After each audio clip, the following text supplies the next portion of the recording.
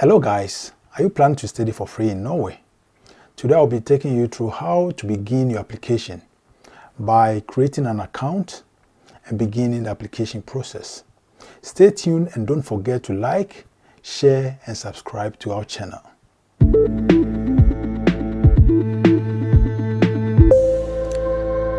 Welcome back once again. My name is Jonas. I came to Norway in 2012 to do my master's, as I've earlier said in my previous videos. Today I will be demonstrating how to begin the application, the online application forms, and then attaching the necessary documentation. So we are going to do that together, and I will demonstrate that on a PC. And then if that is your first time, you will be able to have a headway to begin your application. Okay, as I said, we were going to use the simple website that makes everything easier for us because everything was in English. So we said we were going to use Study in Norway.no,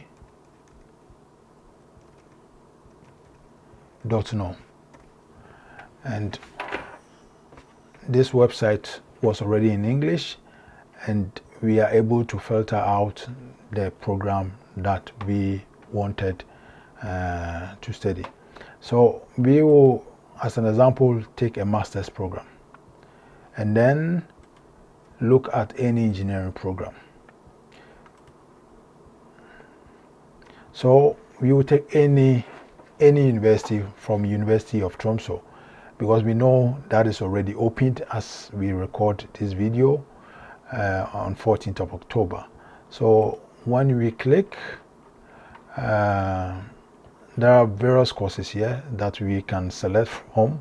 As an example, we will take electrical engineering master's program. So we see that the deadline is first December, and then it is already in English. Okay, now we have to go to the program page to apply. So this is the program. If you have time, you can just go through and read, and then through that you get more information on what to do. So we will apply, and then we know that application is open, so we have a chance to apply. Okay, we are non-EU applicant, as I have earlier shown you that because we are out of EU, we fall under this category, and we are going to apply for English master's level, and then now we can go directly to the program page.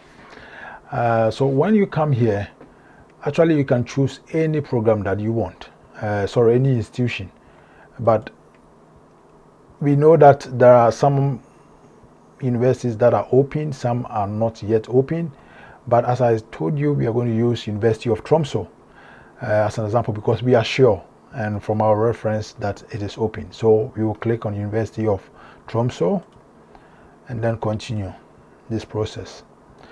There are various applicants, and as we demonstrated earlier, if you are in Norway, you fall under different category. If you are in Europe, you fall under different category. And if you are also living in Norway, you have personal identification that you can use to apply. But I live in Norway. I have this number. I have the PIN code. I can log in. But this is not for me. This is for international students who do not have any of these numbers and are applying directly outside Norway.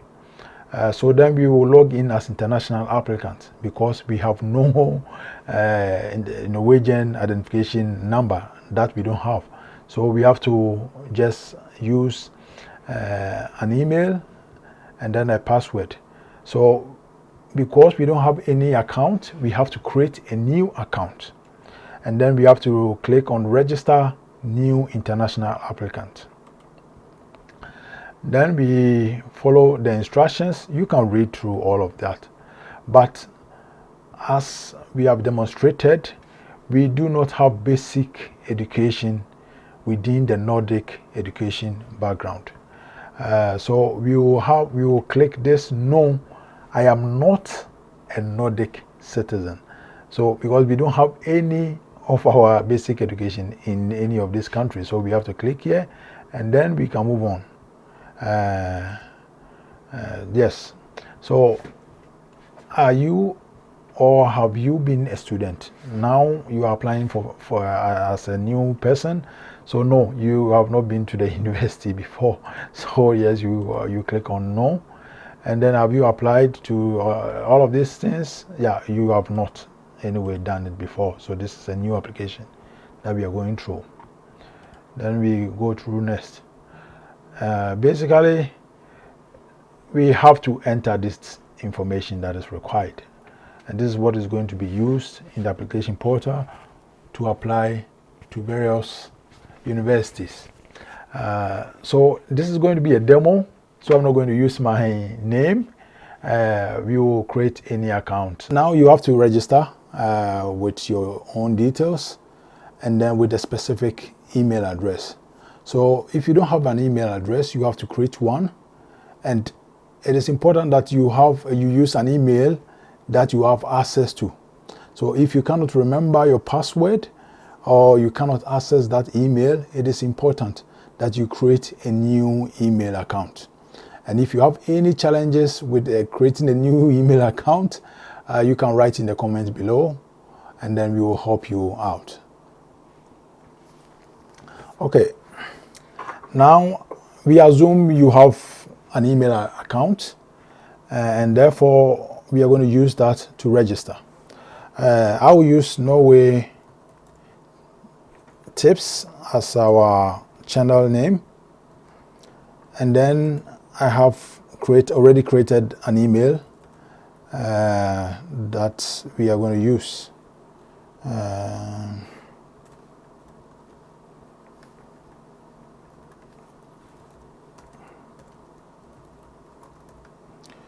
Then we have to repeat. We follow the instructions given on the website.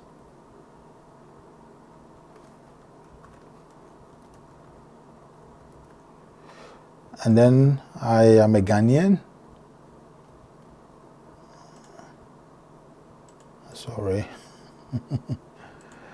And then date of birth.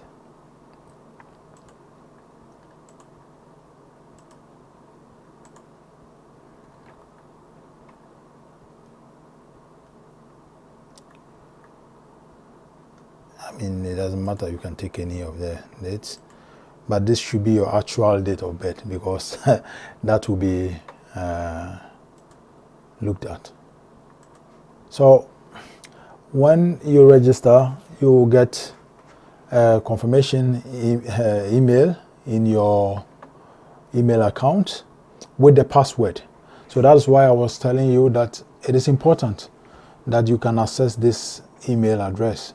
Because if you don't do that, then you cannot get a password to begin with. And when you get this password, you can always change the password so that no one is going to, of course, you use the one that you can always remember, and then you can always access your password. So we will go ahead with the password that we have to continue our application. Now we receive the password from the page. So we'll just go directly to the page and then put in this information and begin the application. So you just have to click on the web page and then we have to log in with our email address that we registered with.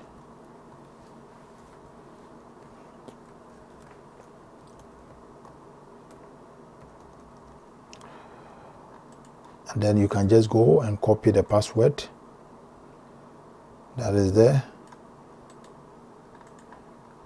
and directly paste. Yeah, so now the application is open. So what we have to do is just go through and then provide the necessary information that is required. So that's what we are going to do. And now we know automatically our application is set to international format, which is basically in English. And then we have to fill our address. So I come from somewhere in Takwa. So I will maybe, if you know your address, you just type in that. Yeah, anyway, the city is, but you have to type in an address that is easy to reach you. I was in New Takoradi, and then the city, I just write Takwa here. But if you are in Accra, anywhere you are, you just know your city. And then I will select Ghana because I come from Ghana. That is where I lived. And then you have to provide your telephone number because they want to record all of this information. So Ghana is +233, and you go through and select your country, and then you add any number that is your number that is possible to reach you. Now automatically, because I am applying as an international student, it is automatically moved to English, and we will move on to next. So that is the first profile, and then we move to the next stage. Here we have international programs and then single courses.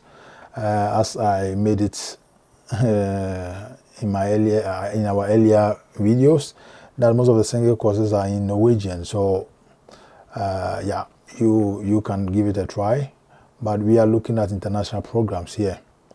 And also, most of the international programs require that you can finance yourself. There are some scholarships that we will be going through on our next video, where we are going to look at the requirement and how to finance yourselves and various scholarship possibilities. But most times it is very difficult, so it is easier with the self-financing student. And we will do a program, a video to elaborate on the requirement. So basically, we are looking at self-finance student and then master's program, so graduate studies. But if you also want to do a program that requires Norwegian, there are some requirements also. We will do some videos also in the near future. But this is 1 year program, undergraduate programs that you can also select. But now we are looking at masters, so I will select self-financing graduate studies, and it's going to be autumn. That means that when your application is approved, you are going to come here in 2020. So I will select this, and then you can, when you look at this option, we can select two alternatives. That means that you have a first priority, and if you don't get it, you possibly maybe your next alternative is selected. So you have two courses to select in this option. So I will select one here, and you see all of these courses you can, but we were looking at electrical engineering, so in masters. So we just can select electrical engineering here, and when you select, you just click on the add. So then you can select the next alternative. So if you don't get the electrical engineering, what do you like? So yeah, maybe we select another engineering course, engineering design, and then now these are the two alternatives that we have. Yeah, you can write other informations, but it's not necessary. So we can submit our application, and then as we see here, the next stage is attaching your document.